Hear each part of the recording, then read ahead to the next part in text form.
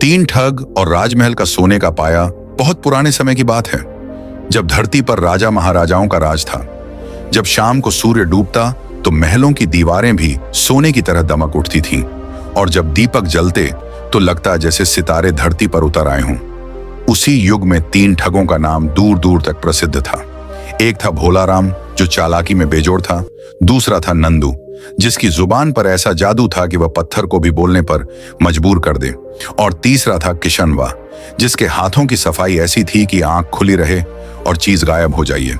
तीनों बचपन से ही गरीब थे, पर दिलों में अमीरी के सपने पलते थे। कोई खेत जोतता था, कोई गांव के मेले में खेल दिखाता था, पर जब मिलते तो एक ही बात कहते कि कब तक भीख में रोटियां गिनेंगे।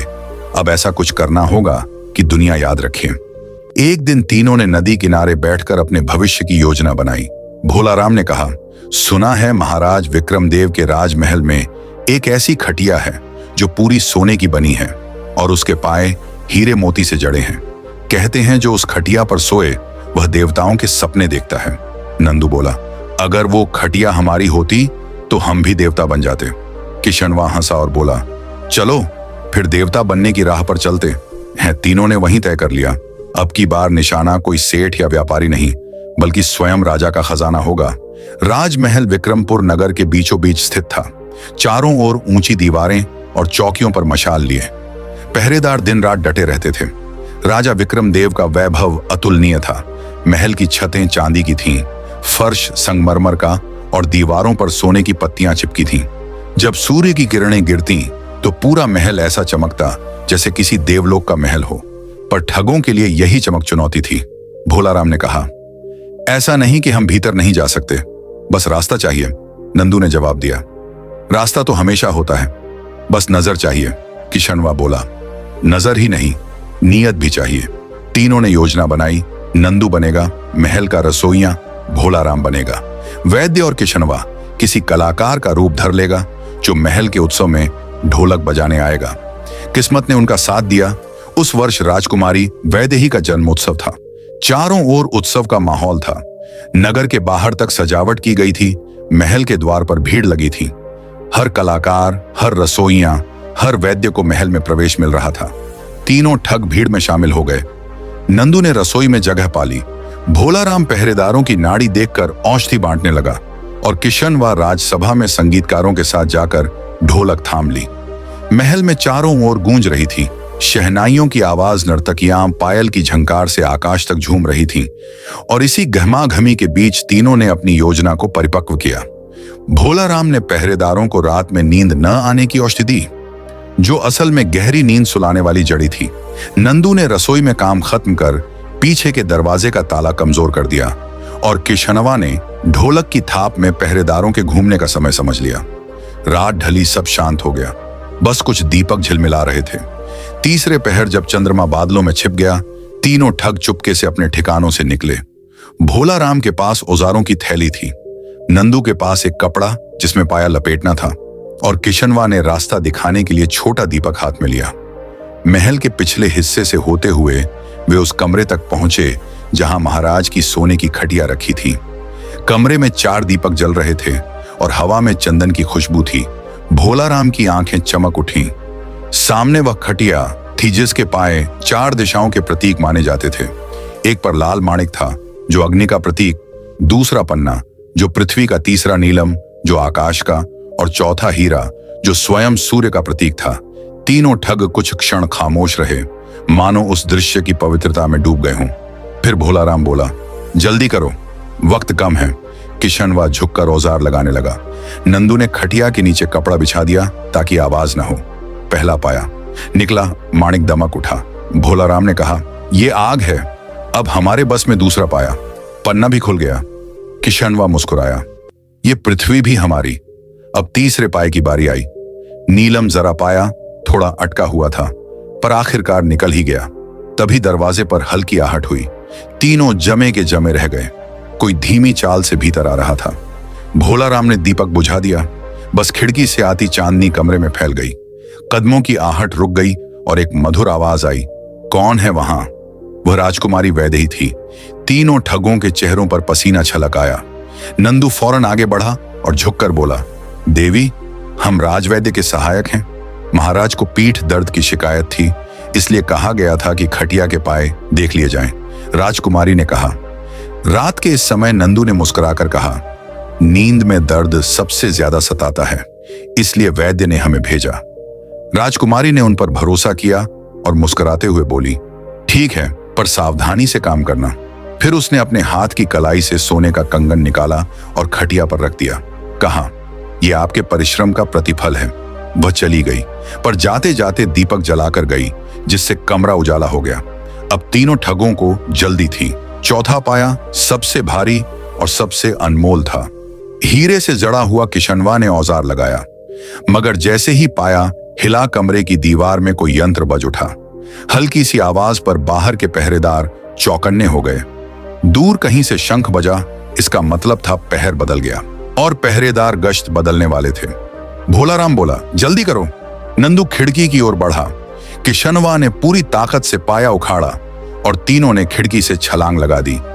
नीचे महल की बगिया थी, जहां कमल ताल था। वे उसमें गिरे और गीले होकर बाहर निकले। रात में तीनों ने जंगल की राह पकड़ी। पीछे से महल में नगाड़े बज उठे। चोरी का पता चल चुका था। तीनों ठग भागते हुए जंगल के भीतर गहराई तक पहुंच गए, जहां सिर्फ झींगुरों की आवाज और उल्लू की होंठ थी। उन्होंने एक पुरानी गुफा में शरण ली। भोलाराम बोला, आज हम अमीर हो गए। नंदू ने कहा, अब हमें कोई पहचान नहीं पाएगा। किशनवा ने चारों पांव अपने सामने रखे। उनकी चमक गुफा की दीवारों पर पड़ रही थी, जैसे सूर्य का टुकड़ा अंदर उतर आया हो। भोलाराम बोला, हिस्से बांट लेते हैं। नंदू बोला, बराबर हिस्सा। किशनवा हंसा और बोला, 4 पाए 3 आदमी। अब क्या करो? भोलाराम ने कहा, 3 अपने पास रखो, एक भविष्य के लिए छोड़ दो। किशनवा बोला, भविष्य हमेशा उसी का होता है जो उसे पकड़ ले। और उसने चौथा पाया अपनी झोली में रख लिया। भोलाराम और नंदू मुस्कुराए। उन्होंने सोचा, सुबह सब तय करेंगे, पर नियति को कुछ और मंजूर था। रात गहराती गई, हवा में कोई अजीब सी ठंडक घुल गई। गुफा के बाहर कुत्तों के भौंकने की आवाज आई और दूर कहीं किसी घोड़े की टाप सुनाई दी। भोलाराम बोला, कोई आ रहा है। नंदू बोला, पहरेदार तो नहीं? किशनवा ने कहा, डर मत, ये जंगल हमारा है। पर आवाज पास आती गई। मशालों की रोशनी दिखी और किसी ने पुकारा, राजा विक्रमदेव का आदेश है, ठगों को पकड़ो जिनके पास सोने की खटिया के पाए हैं। तीनों एक दूसरे की ओर देखे। अब भागने का एक ही रास्ता था। गुफा के भीतर एक और सुरंग थी, जिसे शायद किसी साधु ने वर्षों पहले बनाया था। किशनवा ने कहा, इधर चलो। तीनों उस सुरंग में घुस गए और पीछे पत्थर खिसका दिया। उधर बाहर पहरेदार गुफा तक पहुंचे, लेकिन अंदर सिर्फ राख और बुझी मशाल मिली। किसी ने कहा, शायद बिजली गिरी होगी। तीनों ठग जल गए होंगे, पर सच्चाई कोई नहीं जान पाया। तीनों ठग मरे नहीं हैं। वे उस सुरंग से निकलकर एक रहस्यमयी साधु के आश्रम तक पहुंचते हैं, जहां उन्हें पता चलता है कि वह चौथा पाया सिर्फ सोने का नहीं, बल्कि एक शापित धरोहर है, जो जिसे मिल जाए उसकी किस्मत को निगल लेती है। सुरंग का रहस्य और चौथे पाए का शाप। सुरंग अंधेरी थी, इतनी कि दीपक की लौ भी डर रही थी। तीनों ठग गीली मिट्टी पर रेंगते हुए आगे बढ़ रहे थे। पीछे पहरेदारों की आवाजें गूंज रही थीं, ढूंढो, कोई कोना मत छोड़ो।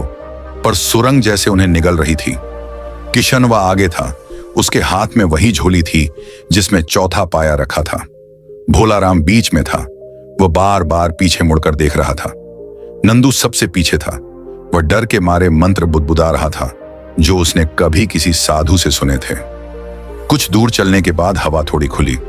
सुरंग का रास्ता एक छोटे गुफानुमा स्थान पर जा पहुंचा। वहां दीवारों पर पुराने चित्र बने थे। कहीं कोई रथ सवार राजा था, कहीं एक सर्प जिसके मुंह में सूर्य का गोला। दीवारों पर किसी अज्ञात भाषा में अक्षर खुदे थे।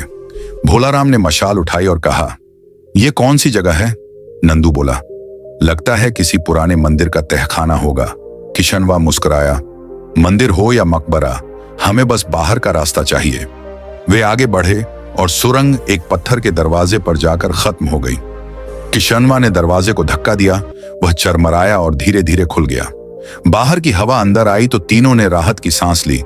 सामने जंगल का दृश्य था, काई जमे पत्थर, ऊंचे साल के पेड़ और बीच में एक छोटा सा धुआं उठता हुआ आश्रम। तीनों ने वहां जाकर देखा। एक वृद्ध साधु ध्यान में बैठे थे। उनकी जटाएं घुटनों तक थीं, आंखें बंद और आसपास चमेली की माला बिखरी थी।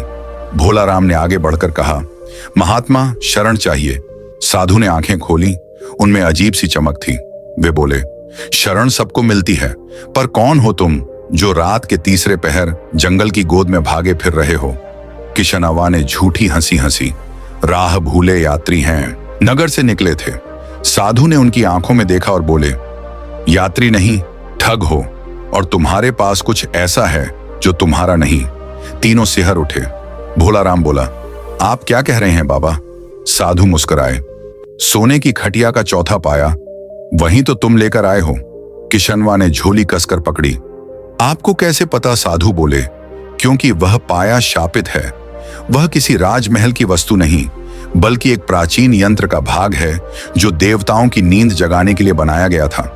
जिसने उसे अपने स्वार्थ में रखा, उसकी नींद, उसका चयन और उसका भाग्य सब समाप्त हो जाता है। तीनों ठग एक दूसरे को देखने लगे। नंदू ने डरते हुए कहा, अगर ऐसा है तो इसे फेंक देते हैं। साधु बोले, अब देर हो चुकी है। एक बार जब किसी मनुष्य ने उसे लालच से छुआ, तब से वह उसके भाग्य से बंध जाता है। भोला राम ने झोली की ओर देखा। पाया अब हल्की गर्मी छोड़ रहा था। साधु ने कहा, अगर जीवित रहना है तो उसे वहीं लौट आओ जहां से लाए हो, पर अब महल जाना आसान नहीं। महाराज ने पहरा दुगुना कर दिया है।